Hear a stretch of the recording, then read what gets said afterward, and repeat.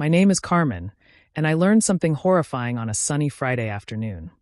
Sometimes the people you trust with children don't deserve to be trusted with anything at all. It started with a text message at 2 p.m. Emergency came up. Can you watch the kids this weekend? Picking them up at 6. You're a lifesaver. 2 hearts. My sister Melissa had always been impulsive, but this was extreme even for her. No details about the emergency, no discussion of payment, just assumption that I'd drop everything to help. Again, I should have said no. I had plans, a quiet weekend catching up on work, maybe dinner with friends, definitely sleeping past 6 a.m. for once.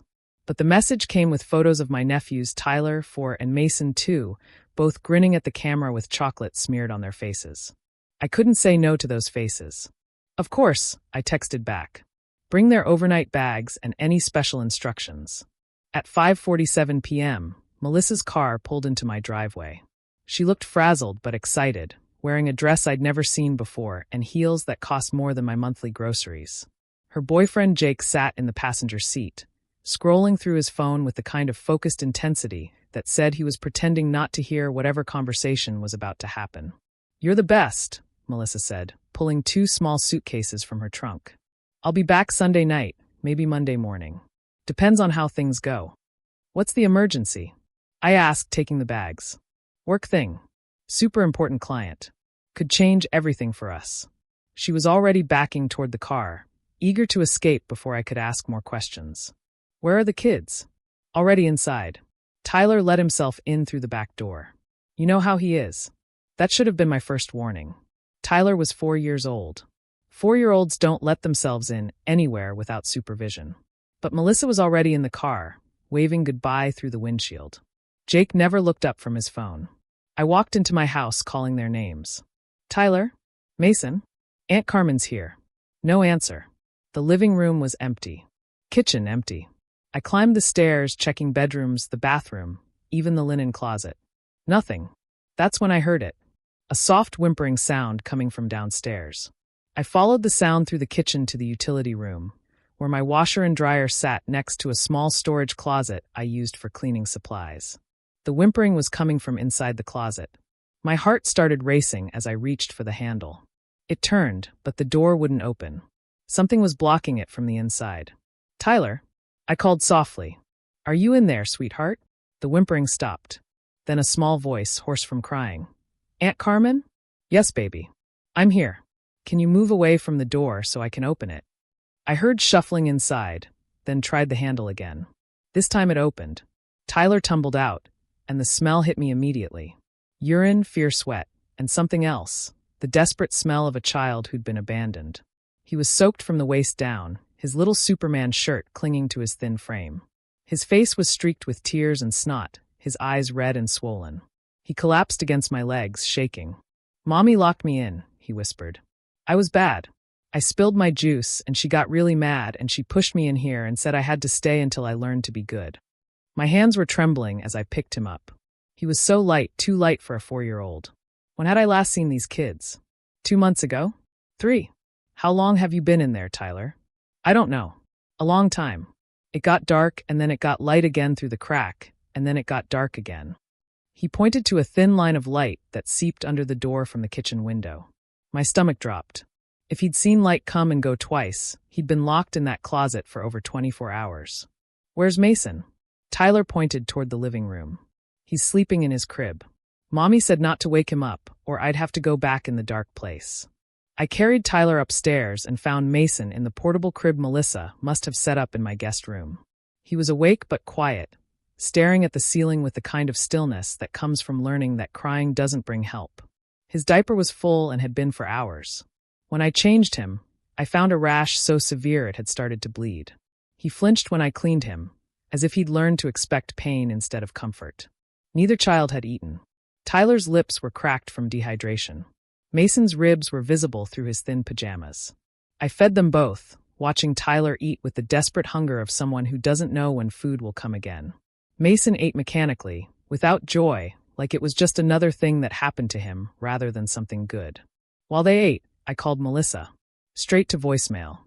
I called again. Voicemail. I texted. "Call me immediately. We need to talk about Tyler." No response. That night, Tyler had nightmares. He woke up screaming about the dark place, about being bad, about mommy being angry.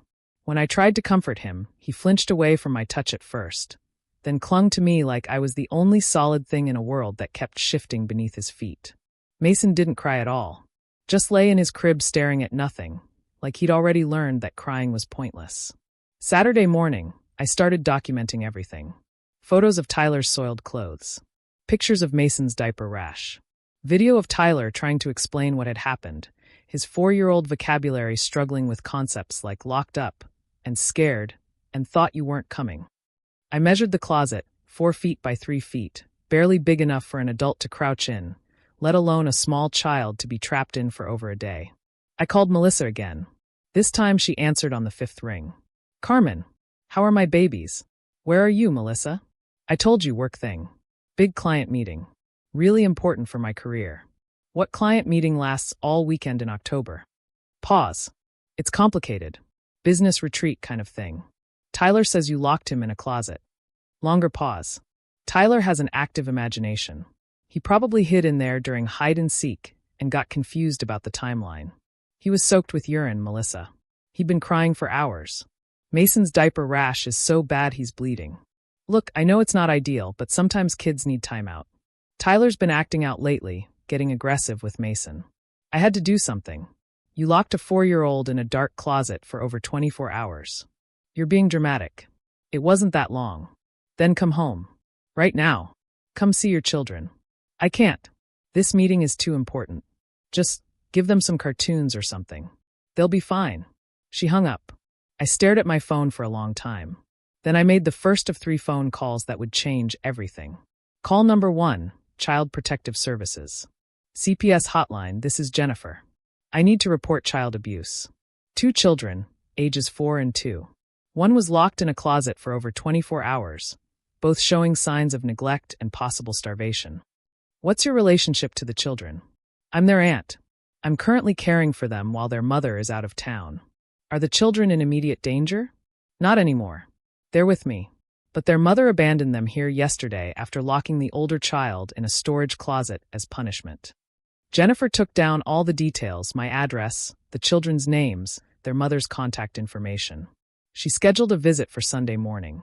In the meantime, she said, continue caring for the children and document everything. Take photos, write down what they tell you. Keep records of when you try to contact their mother. Call number 2, my brother David, who worked in family law. Carmen, what's wrong? I need legal advice about Melissa's kids. Child abuse, abandonment, neglect. The works. David listened to everything without interruption. When I finished, he was quiet for a long moment. Carmen, what you're describing, this isn't just neglect. Locking a child in a closet for 24 hours could be considered kidnapping and false imprisonment. If you can prove it happened, Melissa won't just lose custody. She could face criminal charges. Good. Are you sure you want to go down this road? Once you make these reports, there's no going back. This will destroy her. I looked at Tyler, who was sitting on my couch holding a juice box like it was made of gold, and Mason, who still flinched every time someone moved too quickly near him. She destroyed herself, I said. I'm just making sure she doesn't destroy them too. Call number 3, the police non-emergency line. I need to report child abandonment and abuse. 2 children under 5 were left with me yesterday after the older child was locked in a closet for over 24 hours as punishment. The officer who took my statement arrived 2 hours later. He was a big man with gentle eyes who knelt down to Tyler's level when he asked questions. Can you show me where you were yesterday, buddy? Tyler took his hand and led him to the closet. The officer measured it, took photos, asked Tyler to describe what happened in his own words. Tyler's account was devastating. Not just because of what had happened, but because of how he told it, matter-of-factly, like being locked in dark places was just something that happened to kids sometimes. Mommy says I'm bad a lot, he explained to the officer. She says bad boys have to go in timeout in the dark place until they learn to be good. How many times have you been in timeout in dark places, Tyler? Tyler held up both hands, fingers spread. This many times. Maybe more. I can't count very high yet. The officer looked at me over Tyler's head, his expression grim. We'll be pressing charges, he said quietly. This isn't discipline. This is abuse. Sunday morning, the CPS worker arrived at 9 a.m. Angela Martinez was a woman in her 40s with kind eyes and 20 years of experience dealing with situations like this one. She interviewed both children separately, using dolls and drawing materials to help them express what they'd experienced. She photographed Mason's diaper rash and Tyler's emotional state when he was asked about the closet. "I'm placing both children in emergency protective custody," she told me.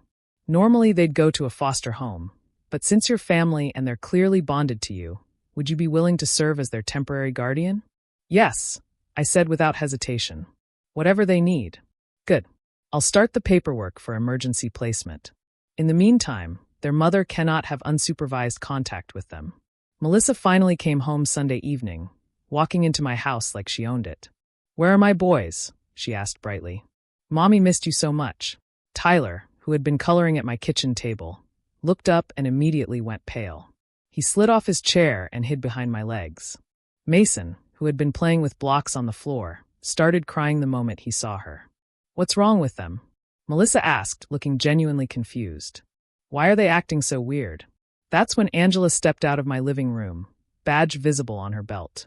"Ms. Torres, I'm Angela Martinez with Child Protective Services. I need to speak with you about your children." Melissa's face went through a series of expressions: confusion, recognition, fear, and finally anger. "You called CPS on me?" she hissed at me. "Are you insane?"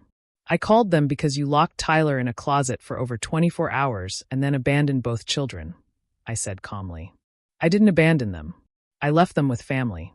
After traumatizing a 4-year-old and neglecting a 2-year-old. Angela stepped forward. "Ms. Torres, both children are now in protective custody. You're being investigated for child abuse, neglect, and abandonment. Here's the court order restricting your contact with them." Melissa read the papers, her face growing paler with each line. "This is temporary, right? Just until we clear up this misunderstanding." "That depends on what our investigation reveals," Angela said. "Right now, we have documentation of severe neglect, witness statements, and photographic evidence. The children will remain in protective custody while we determine whether they're safe in your care." "They're perfectly safe with me. Tyler was just being difficult, and I had to discipline him. Carmen's blowing everything out of proportion because she's jealous that I have kids and she doesn't." Tyler pressed closer against my legs. Mason continued crying. "Ms. Torres," Angela said, "locking a 4-year-old in a closet for 24 hours isn't discipline. It's abuse. And leaving him there while you went out of town isn't parenting. It's abandonment." The court hearing was 3 weeks later. I sat in the gallery while Melissa's court-appointed attorney tried to argue that she was a good mother who had made one mistake under stress. The prosecutor presented the evidence methodically. Photos of the closet. Tyler's testimony, given via video link with a child psychologist present.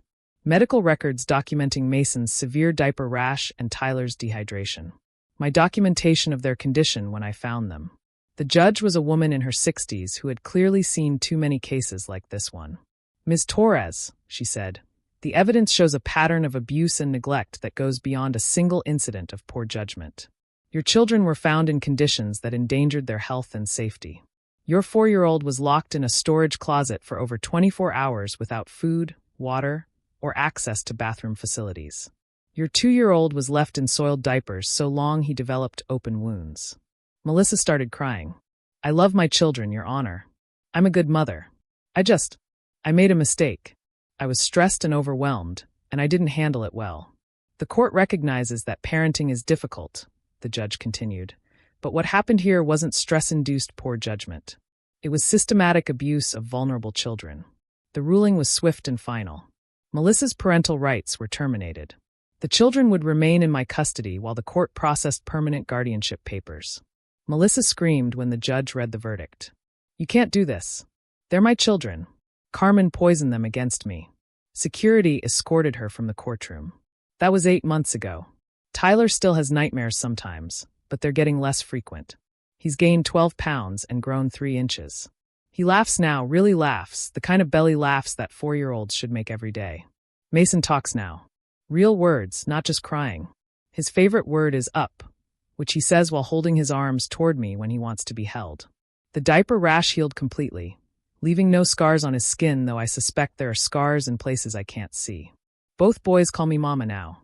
Not because I asked them to, but because that's what I became the moment I opened that closet door and found Tyler trapped inside. Melissa tried to contact me once, about 4 months after the court ruling.